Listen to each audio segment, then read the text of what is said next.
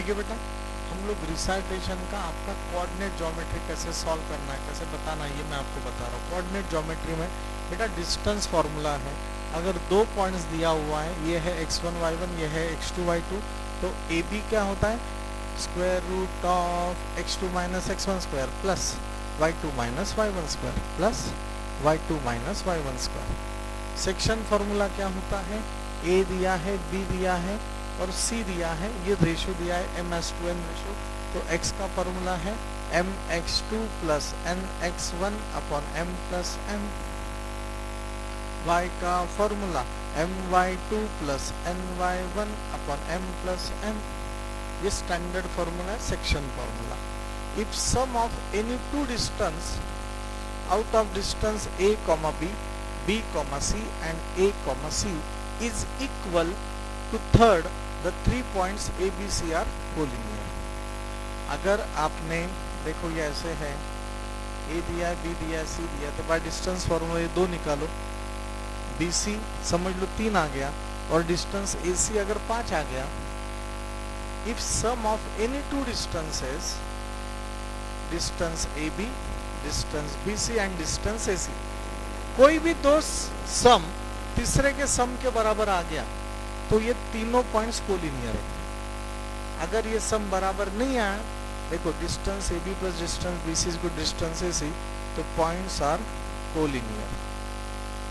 AB BC does not equal to AC आ रहा है, तो पॉइंट्स आर नॉट कोलिनियर, नहीं तो नॉन कोलिनियर। ऐसे हम लोग बात कर सकते हैं, ठीक है ना। ये सब है बेटा। तीसरा है आपका सेंट्रोइड फार्मूला। कोई भी एक ट्रायंगल अगर लिया, a x1 y1, b x2 y2, c x3 y3 और g दिया है xy, तो सेंट्रोइड फार्मूला x कैसे निकाला जाता है, x1 plus x2 plus x3 upon 3 y, y1 plus y2 plus y3 upon 3। समझते हैं ना क्यों? तो ये आपका हो जाता है सेंट्रोइड फार्मूला। सर तीसरा है आपका mid point formula. Mid point formula क्या होता है, अगर ये दो पॉइंट दिया हुआ है और C is the mid point, mid point बोल दो सेंटर पॉइंट, तो x का आंसर होता है x1 प्लस x2 अपॉन 2 और y का मतलब होता है y1 प्लस y2 अपॉन 2। ये स्टैंडर्ड फार्मूला, ये standard formula. Medians of triangles are equal, नहीं तो कॉन्ग्रुएंट। कोई भी ट्रायंगल लिया और ट्रायंगल का मीडियन, मीडियन बोले तो वर्टेक्स और सामने वाले ऑपोजिट साइड का मिड पॉइंट, वर्टेक्स और सामने वाले ऑपोजिट साइड का मिड पॉइंट, तो ये तीनों के तीनों क्या है, कॉन्ग्रुएंट है, इक्वल होते, इतना याद रखना।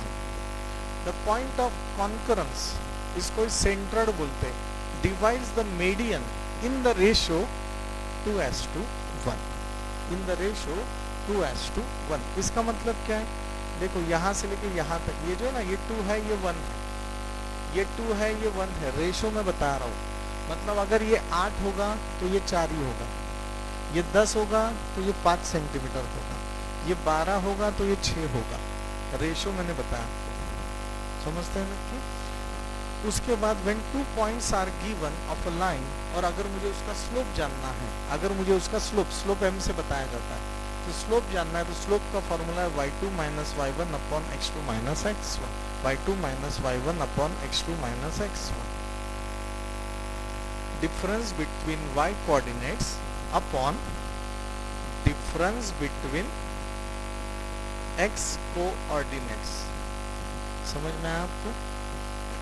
Slope of line when theta is given, देखो ये ऐसे लाइन दिया है और इसका अगर आपको थीटा दिया हुआ है, इंक्लिनेशन दिया हुआ है, तो m इज इक्वल टू क्या होता है, tan of theta. m is equal to क्या होता है, tan ऑफ थीटा। ये आपको पता होना चाहिए।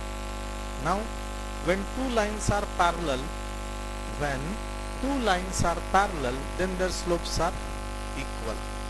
जब दो लाइन बराबर पैरेलल है तो उसके स्लोप्स क्या होंगे, सेम होंगे, इक्वल होंगे।